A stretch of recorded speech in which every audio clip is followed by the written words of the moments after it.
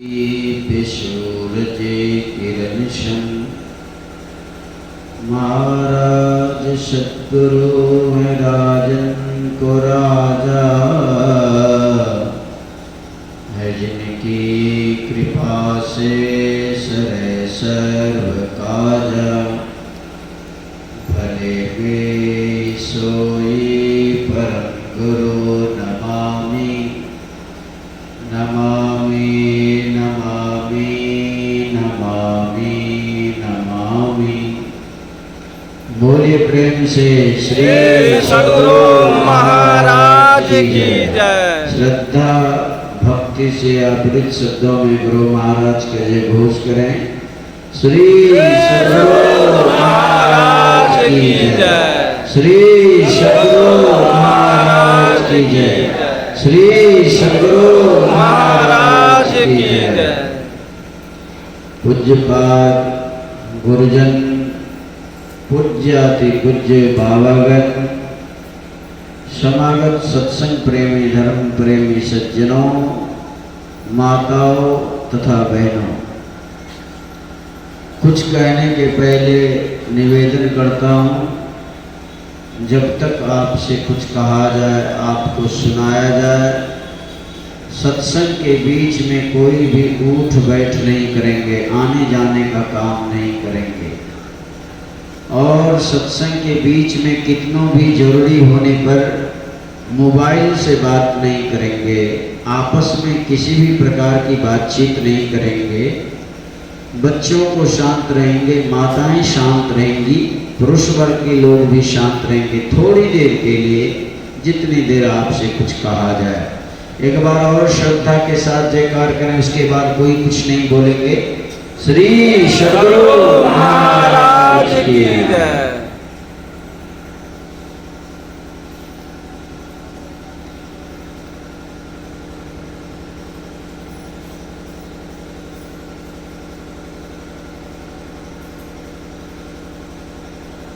विश्व वंदनीय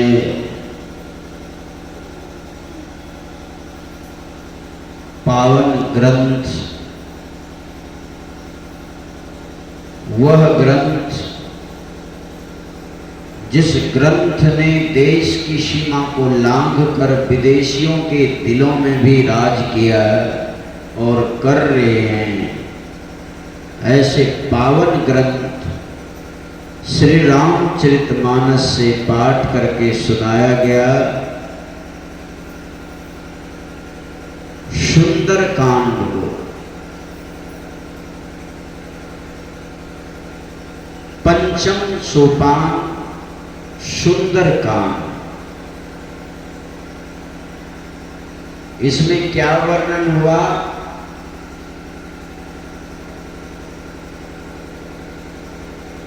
रावण ने, लंकापति रावण ने एक आपातकालीन बैठक बुलाई है। जो सभा के सभासद हैं, मंत्रीगण हैं, बड़ी आतुरता के साथ सभासद में बैठे हुए हैं। महाराज रावण आते हैं, अपने सिंहासन पर विराजमान होते हैं। सबों ने उनका अभिवादन किया।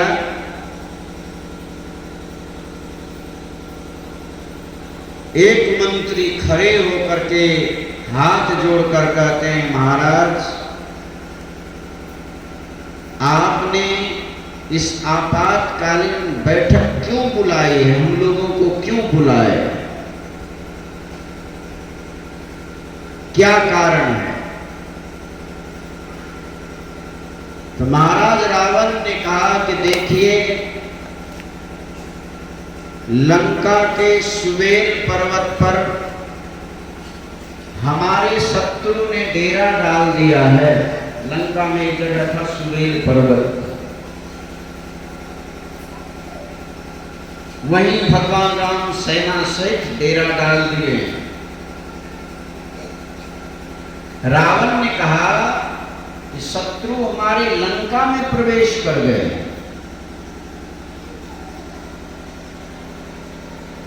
क्या करना चाहिए, इसी के विचार विमर्श के लिए आप लोगों को बुलाया है। अब क्या करना चाहिए? शत्रु तो लंका में प्रवेश कर गए हैं, क्या करना चाहिए? एक मंत्रीगण उठ करके खड़ा होकर के कहते हैं कि महाराज, इसमें ज्यादा कुछ सोचने विचारने की बात नहीं है। कहा क्यों? कहा इसीलिए मैंने सुना है शत्रु के साथ में केवल बंदर भालू आए हुए सेना में, बहुत बड़े बड़े योद्धा नहीं है, बंदर भालू है उनकी सेना। और बंदर भालू हम राक्षसों का आहार है, वो बंदर भालू लड़ने के लिए आता जाएगा, हम लोग खाते जाएंगे, आता जाएगा, हम लोग खाते जाएंगे। ज्यादा सोच विचार करने की जरूरत नहीं। उसी सभा में रावण का बेटा भी बैठा हुआ था, जिसका नाम था प्रस्थ। वो उठ करके खड़ा होता है और रावण से कहते हैं, महाराज, मैं आपके पुत्र होने के नाते एक सलाह देना चाहता हूं। जो इस मंत्रीगण की बात आप सुन रहे हैं, कोई मंत्रीगण आपके बोल रहे हैं कि बंदर भालू मेरा आहार है, वो आता जाएगा, हम खाते जाएंगे, आता जाएगा, खाता जाएंगे। ये मंत्रीगण आपको उचित सलाह नहीं दे रहे हैं।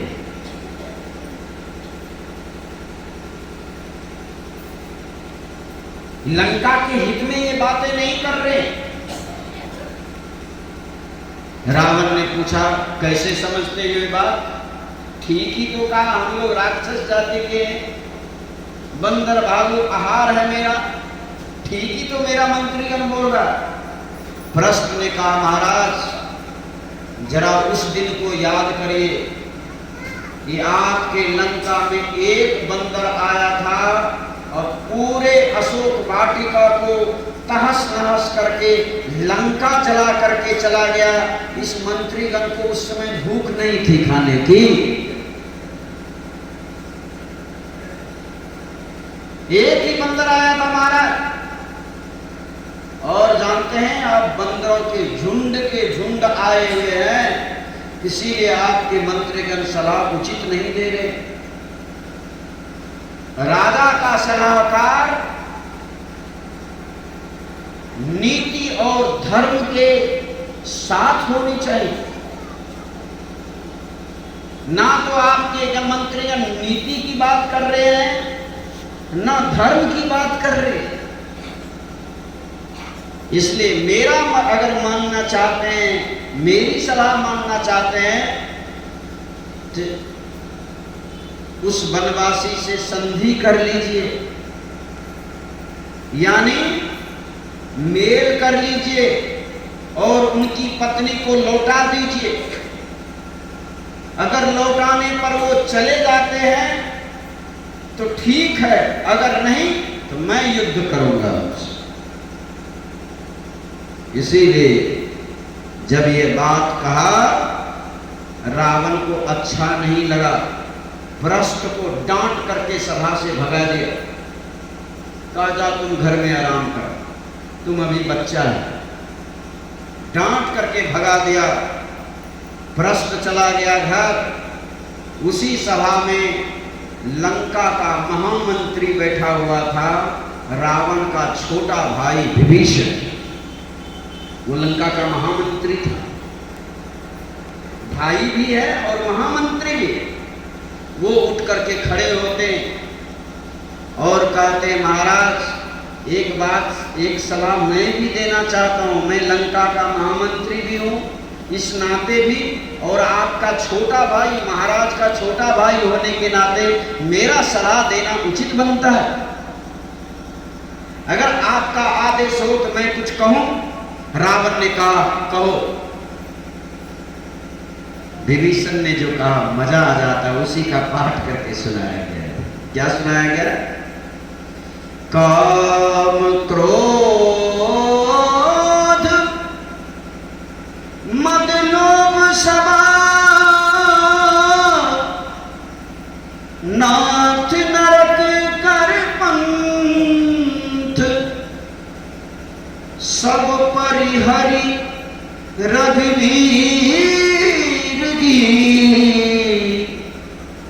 भजहु भजही जय संत। हे महाराज, जो काम के वशीभूत हो जाता है, जो लोभ के वशीभूत हो जाता है, जो क्रोध का गुलाम बन जाता है, जो अहंकारी बन जाता है, वह नरक का रास्ता पकड़ लेता है। नाथ नरक कर पंथ, नरक का रास्ता पकड़ लेता है। हे महाराज, दुख के साथ मुझे कहना पड़ रहा है, इसी श्रेणियों में आप भी हैं। काम क्रोध मद लोभ सवा नाथ नरक कर पंथ, इसी श्रेणी में आप भी दुर्भाग्यवश आ गए हैं। मेरा अगर कहना मानते हैं महाराज, आपको कोई चीज की कमी नहीं है, अब भी समय बचा हुआ है। लंका में जो खून की नदी बहने वाली है महाराज, आप बचा सकते हैं। क्या करना पड़ेगा? तो सब परिहरि रघुवीर ही भजहु भजहि जय संत। हे महाराज, सब कुछ ये लोभ मोह क्रोध वासना छोड़ करके उस रघुवीर का भजन करिए जिस रघुवीर का भजन संत लोग किया करते हैं। पाड़े तो चढ़ गया रावण को, अच्छी बात, बढ़िया बात, अच्छा लगता है।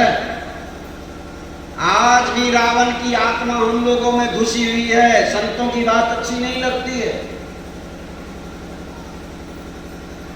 त्रेता युग के बीते लाखों अरबों वर्ष बीत गए, लेकिन रावण की आत्मा अभी भी है कुछ लोगों के अंदर में।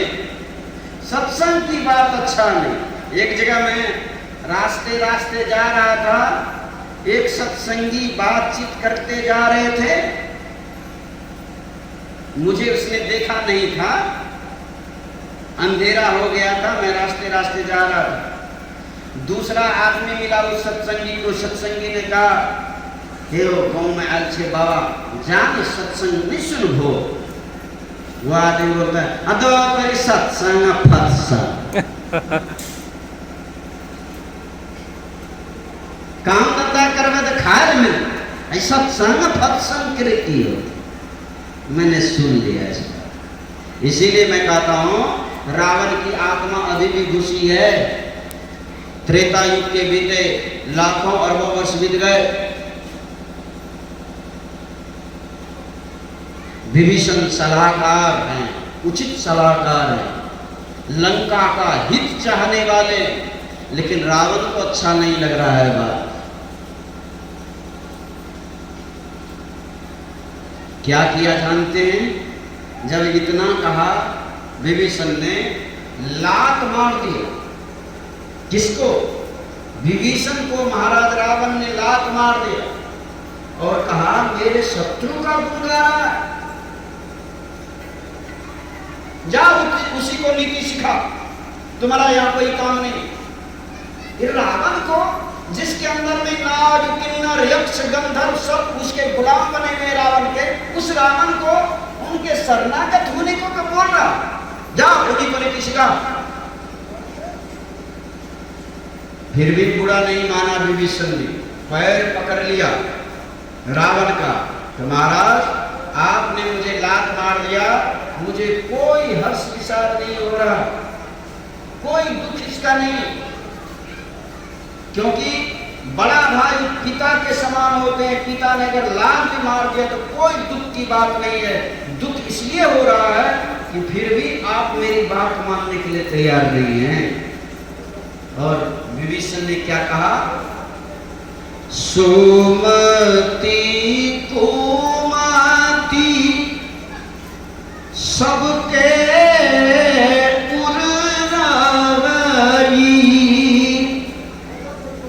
नाथ पुराण निगम अष्टवई। हे भाई, हे महाराज,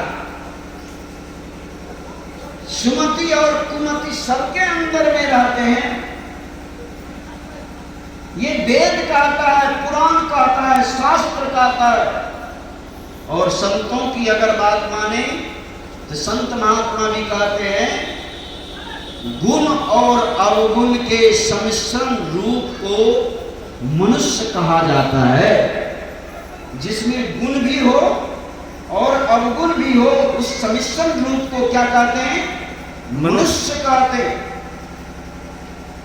विवेकशील मनुष्य कौन है? बुद्धिमान मनुष्य कौन है? जो गुण की मात्रा बढ़ा करके अवगुण की मात्रा घटाते घटाते घटा लेते हैं, वो विवेकशील मनुष्य है, बुद्धिमान मनुष्य है। प्रायः साधारणतः सबके अंदर में कुबुद्धि भी रहती है, सुबुद्धि भी रहती है। देखते हैं सुबुद्धि कुबुद्धि रहता है ना, तभी ना लोग बड़े बड़े घोटालों में फंस जाते। मनुष्य है ना, कोई जानवर तो नहीं है, पशु तो नहीं है, मनुष्य है। बड़े बड़े घोटालों में बड़े बड़े नेता लोग, बड़े बड़े अफसर लोग, मुलाजिम लोग, सर्विस करने वाले लोग बड़े बड़े घोटालों में फंस जाते हैं, कुबुद्धि होने के कारण ना। गुण और अवगुण के सम्मिश्रण रूप को मनुष्य कहा जाता है। लेकिन बुद्धिमान मनुष्य वो है जो अवगुण की मात्रा गुण की वृद्धि से घटा लेता है। गुण की वृद्धि कर लीजिए, अवगुण स्वयं घटते घटते घट जाएगा, उसको घटाने की जरूरत नहीं है। जहां सुमति तहां संपत्ति नाना, जहां कुमति तहां विपत्ति निधाना। हे महाराज, हे रावण, जहां सुमति होती है, आपस में मेल होता है, आपस में भाईचारा होता है, वहां अनेक प्रकार की संपत्तियां होती है। जहां आपस में मेल नहीं होता, वहां होते होते संपत्ति होने पर भी कंगाली की तरफ बढ़ने लगते हैं। अंतोगत्वा रोड पर टहलने वाला आदमी बन जाता है जहां सुमति नहीं होता है। इसलिए हमारे आराध्य देव ने जिनका दरबार लगा हुआ है, गुरु महाराज जी 12/4/71 ईस्वी में कहने की कृपा की थी कि आपस में मेल से रहो, मेल से बल बढ़ेगा। बल बढ़ाने की बड़ी आवश्यकता इस देश को है। मेरी अगर बात नहीं मानेंगे तो मैं कोई सजा नहीं दे सकता, लेकिन ईश्वरीय सजा से नहीं बचेंगे। 12/4/1971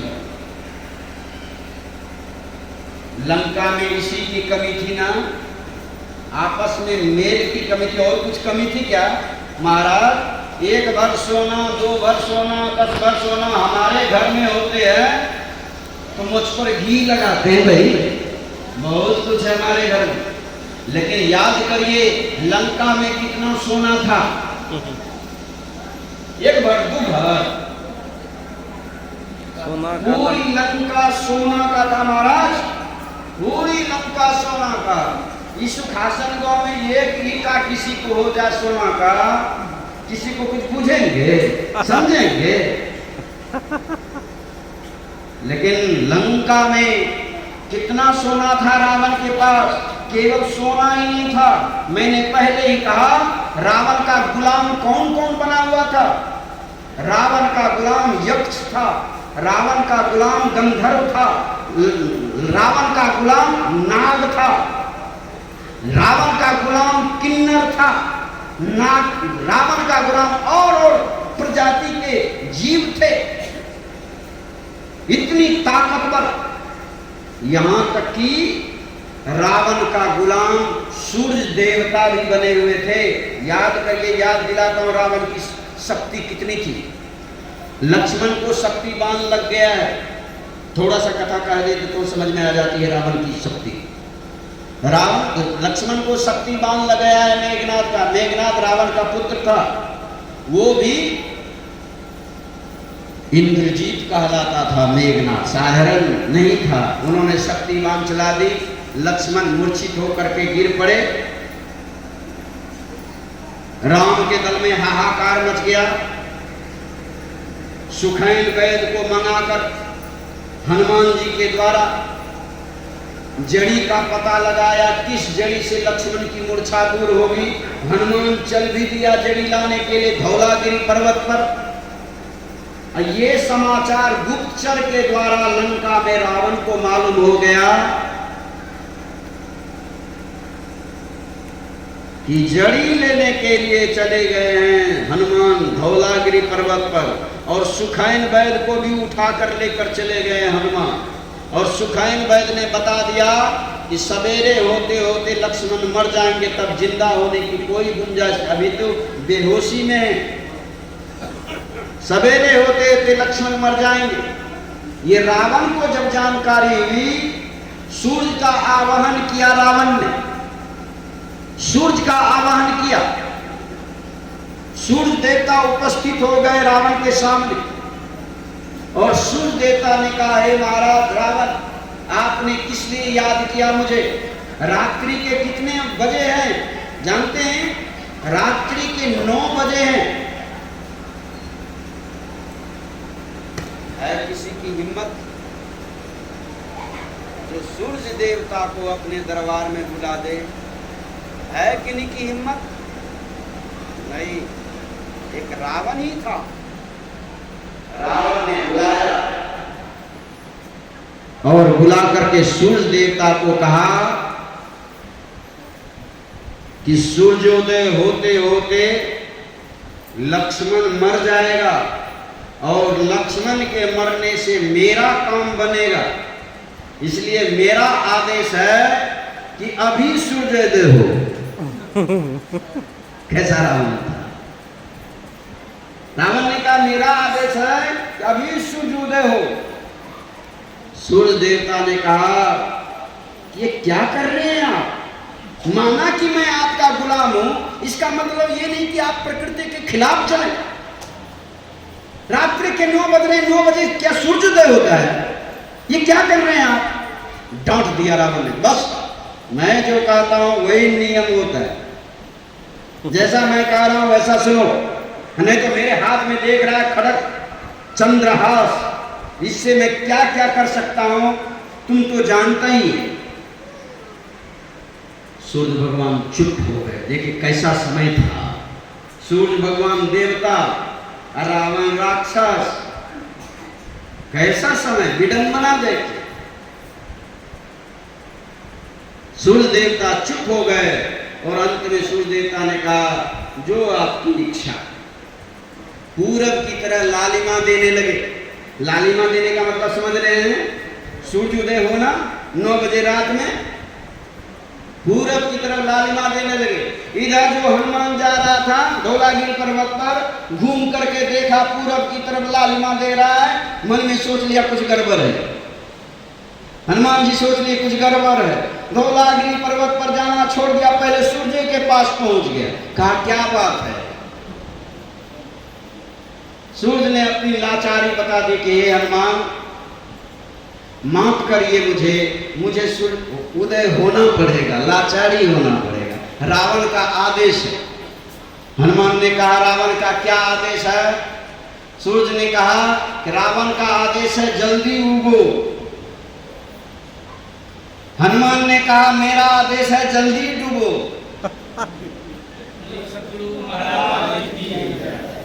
किनकी बात मानेंगे आप? सबसे पहले आप बताइए कि आप राक्षस हैं या देवता हैं, क्या हैं, किनकी बात मानेंगे? मेरा आदेश है जल्दी डूबिए। नहीं तो मैं क्या कर सकता हूं? आप जानते हैं बचपन में एक बार आपको खाए थे ना, मालूम है ना, मैं क्या कर सकता हूं? अब तो सांप छुछुंदर वाली हालत सूर्य भगवान की हो गई। ना तो रावण की बात मान इनकार कर सकते हैं, ना हनुमान जी की बात इनकार सकते हैं, लेकिन सूर्य भगवान ने हाथ जोड़ करके हनुमान जी से कहा, क्योंकि हनुमान जी भी कम नहीं है, हनुमान जी रुद्रावतार कहलाते, भगवान शिव का अवतार कहलाते, साक्षात काल का अवतार हनुमान जी, इनकी बात किसे टालेंगे? हाथ जोड़ लिया सूर्य भगवान ने, कहा महाराज क्षमा करिए, मुझे आपसे मैं विनती करता हूँ, मुझे आदेश का पालन करने दीजिए, क्योंकि मैं अभी रावण का गुलाम बना हुआ हूँ, और आपसे निवेदन है कि श्री राम को कहिए जल्दी रावण का वध करने के लिए, इस पापी से मुझे भी छुटकारा मिलेगा, जल्दी आप उनको कहिए वध करने के लिए, जब तक वो मरेंगे नहीं उनकी बात माननी पड़ेगी। हनुमान समझ गए कि ये मेरी बात नहीं मानेंगे, ये उगेंगे। कहा ठीक है उगिएगा, कोई बात नहीं, एक बात आपके कान में कहते हैं, पहले सुन लीजिए उसके बाद उगिएगा। नजदीक आइए। नजदीक जैसे आए हनुमान जी ने सूर्य भगवान को मोरिया सरिया कर अपने कांख पर में दबा लिया, कहा उठते रहिए जब तक मैं अपना काम नहीं कर लेता।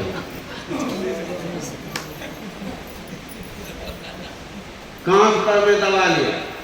मैं यही समाप्त करता हूँ, लंबी कथा है, लेकिन मैं ये कहना चाहता हूँ कि रावण का कितना बड़ा हस्ती था, रावण कितना शक्तिशाली है।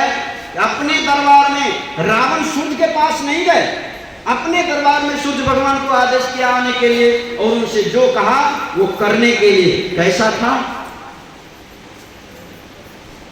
संत पेशा कहते हैं 1 लाख पूत 1.25 लाख नाती, तारावन घर दिया न बाती, क्या मांगो कछु थिर न रहाई, देखत नैन चल्यो जब जाया।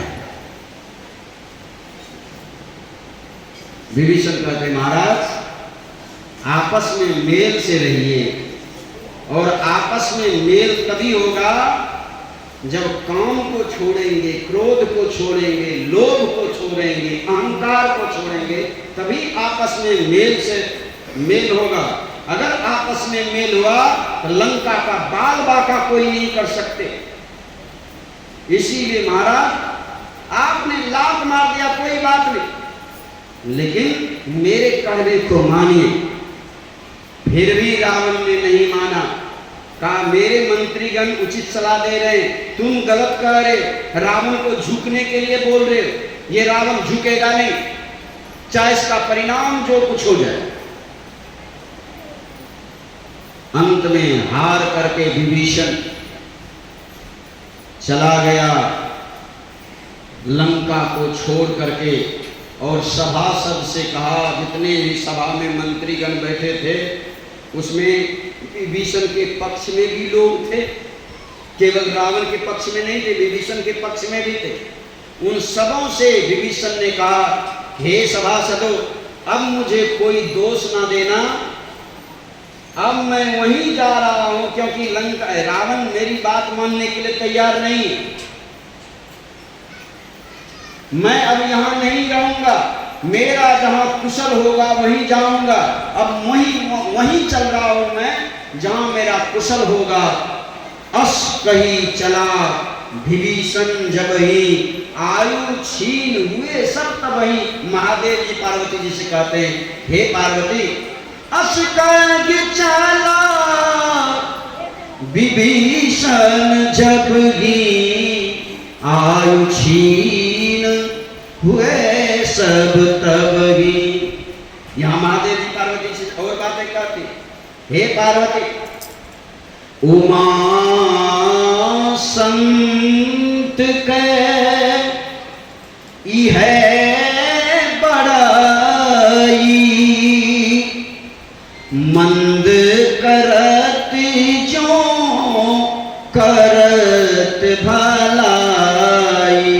हे पार्वती, अब देखो विभीषण के साथ कैसा अन्याय हुआ है, फिर भी विभीषण कैसा संत के तरह है जो रावण की भलाई ही चाहते हैं। साधु अवज्ञा तुरत गुसाई, कर कल्याण अखिल के। क्या बात। हे पार्वती, भगवान महादेव जी कहते हैं, भगवान शंकर पार्वती जी से कहते हैं कि साधु का अवज्ञा करने से अखिल का नाश हो सकता है। जैसे रावण का अब नाश के रंथ पर चढ़ गया रावण, हे पार्वती, अब लंका का नाश निश्चित है, क्योंकि संत जैसे भाई का इन्होंने तिरस्कार कर दिया, लात मार दिया। यहां क्या शिक्षा मिलती है इस कहानी से? क्या शिक्षा मिलती है हम लोगों को? ध्यान भजन के साथ साथ आपस में मेल से भी रहना चाहिए। एक सत्संगी दूसरे सत्संगी से मेल से रहें, एक भाई दूसरे भाई से मेल से रहें, एक समाज के लोग दूसरे समाज के लोग से प्रेम से रहें, एक पड़ोसी दूसरे पड़ोसी के साथ मेल से रहें। अगर ऐसा नहीं हुआ तो जीता जाता उदाहरण रावण। इतिहास क्यों पढ़ा जाता है? इतिहास केवल मनोरंजन के लिए पढ़ा जाता है? इतिहास आईना है। समाज में कैसे कैसे लोग हुए हैं, ये इतिहास आईना का काम करता है, दर्शन देता है। वैसा हम लोगों को भी बनना चाहिए। जिनके यहाँ लोग प्रेम से रहते थे, उनके यहाँ गुरु महाराज जब जाते थे तो गुरु महाराज कहते थे मुझे बड़ी प्रसन्नता हो रही है। प्रेम से रहा।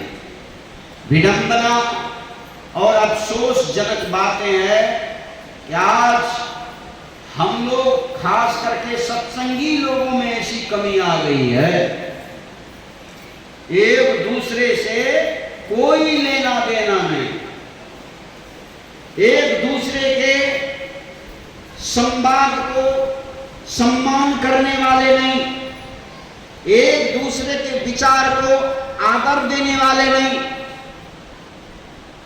और लोगों की बात क्या करेंगे, हम अपने परिवार की ही बात करते हैं। हमारा संतमत परिवार है, हम दूसरे की बात क्या करें?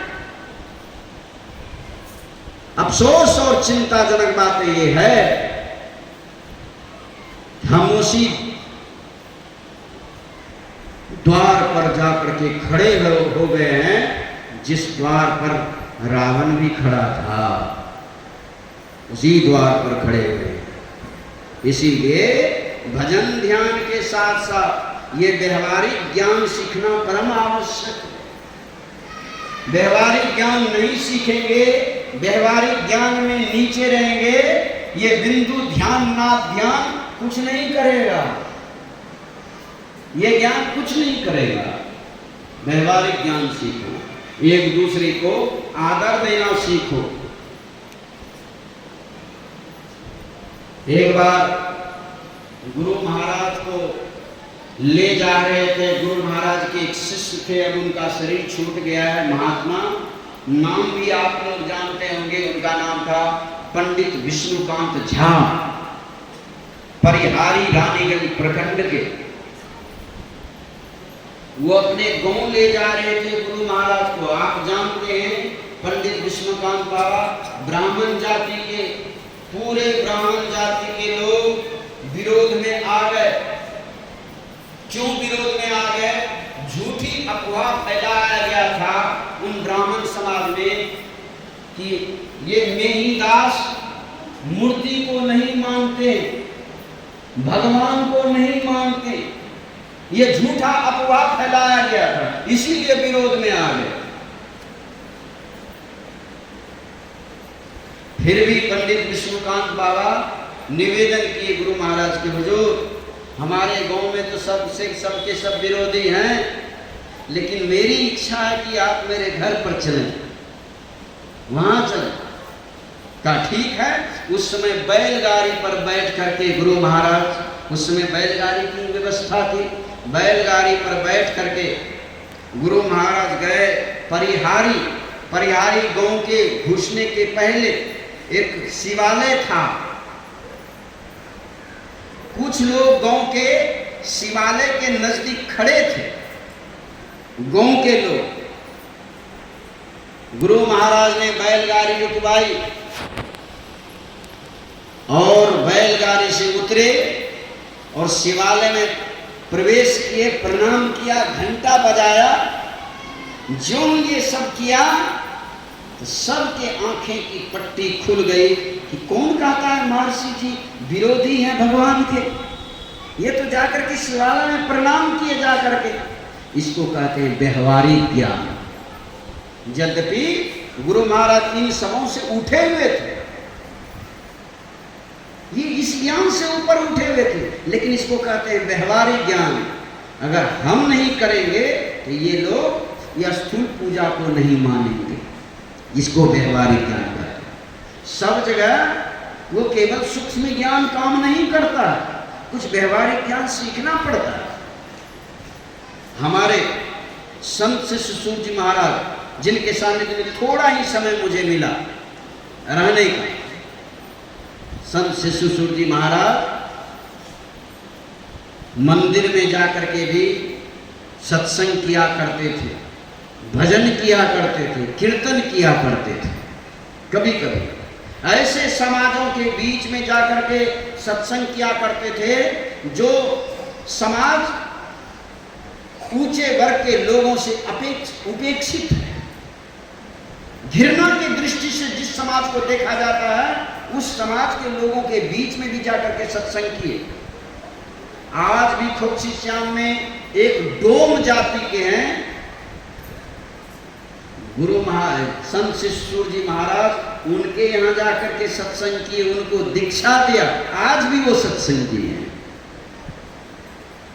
ये व्यवहारिक ज्ञान इसको बोलते हैं। अगर समाज को ऊपर उठाना चाहते हो तो इस तरह का ज्ञान रखना पड़ेगा। केवल ऊंची ऊंची बात करने से काम नहीं चलेगा। यद्यपि बिंदु ध्यान से ही, नाद ध्यान से ही जीव का कल्याण निश्चित है, दूसरा कोई उपाय नहीं है। इसका मतलब ये नहीं कि ये मूर्ति पूजा कुछ नहीं है, इसका मतलब ये नहीं होता। दुर्गा सप्तशती में एक श्लोक कहा गया, आज दुर्गा पूजा का दूसरा दिन है ना, दुर्गा सप्तशती का पाठ करते हैं लोग। दुर्गा सप्तशती में हजारों श्लोक, मैं पहले प्रत्येक नवरात्रा को दुर्गा सप्तशती का पाठ किया करता था। उसमें मैंने पढ़ा, क्या पढ़ा, हजारों श्लोक हैं उसमें। एक श्लोक सुनाता हूं, उसमें क्या दिया गया। उसमें दिया गया है, या देवी सर्वभूतेषु आत्मरूपेण संस्थिता नमस्तस्यै नमस्तस्यै नमस्तस्यै नमो नमः। इसका हिंदी का क्या अर्थ होगा, भारतीय भाषा में क्या अर्थ समझेंगे इसको। भारतीय भाषा में अर्थ होता है, या देवी यानी हे देवी, सर्वभूतेषु तुम सब शरीरों में हो। भूत कहते हैं शरीर को। हे देवी तुम सब शरीरों में हो। किस तरह हो, तो आत्म रूपेण संस्थिता, आत्मा रूप में सब भूतों में हो, यानी सब शरीरों में हो। हे देवी, हे दुर्गा माता, हे काली माता, जो सब शरीरों में तुम आत्म रूप में प्रतिष्ठित हो, आपको नमस्कार है, आपको नमस्कार है, आपको नमस्कार है। ये उस श्लोक में कहा जाता है। अब मैं इसमें तर्क क्या देता हूं, ये तो श्लोक का अर्थ हुआ, इसमें तर्क क्या है। जब ये श्लोक बता रही है कि दुर्गा माता, काली माता, सारी देवियां सब शरीरों में आत्म रूप में प्रतिष्ठित है, समझने के लिए थोड़ा सा समझेंगे, तर्क करेंगे। जब दुर्गा माता, काली माता, सारी माताएं, सारी देवियां आत्म रूप में सब शरीरों में प्रतिष्ठित है, अवस्थित है, तो क्या दुर्गा माता, काली माता पटवा के शरीर में है कि नहीं? सब शरीर में से पटवा का शरीर अलग। जब दुर्गा माता सब शरीर में आत्म रूप में प्रतिष्ठित है, तो मुर्गा के शरीर में है कि नहीं? जब दुर्गा माता आत्म रूप में सब शरीर में प्रतिष्ठित है, तो कबूतर के शरीर में है कि नहीं? जब दुर्गा माता सब शरीर में आत्म रूप में प्रतिष्ठित है, तो गाय के शरीर में, मछली के शरीर में है कि नहीं?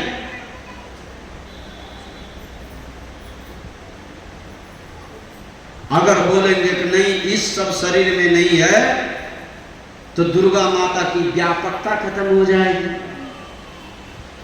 दुर्गा माता सर्वव्यापक है ना, सब शरीरों में है ना, व्यापकता खत्म हो जाएगी।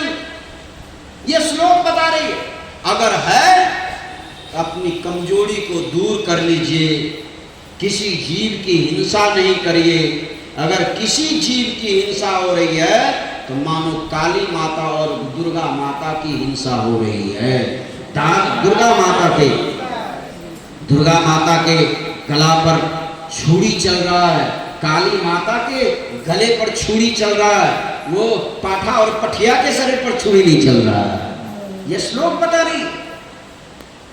ये तो मैं दुर्गा सप्तशती की बात कहा। एक थोड़ा सा मनुस्मृति की बात करता हूं। मनुस्मृति एक पावन ग्रंथ है हमारे देश में।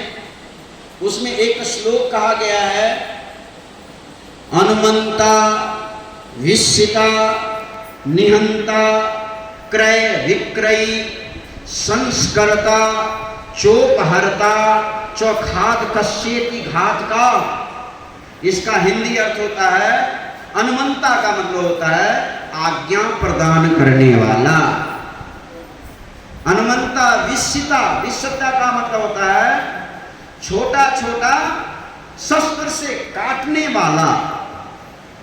अनुमंता का मतलब आज्ञा प्रदान करने वाला। जैसे आज्ञा देते हैं ना, आप देखेंगे पाठा का जब बलिदान होता है तो फुलास करवाते हैं पंडित जी।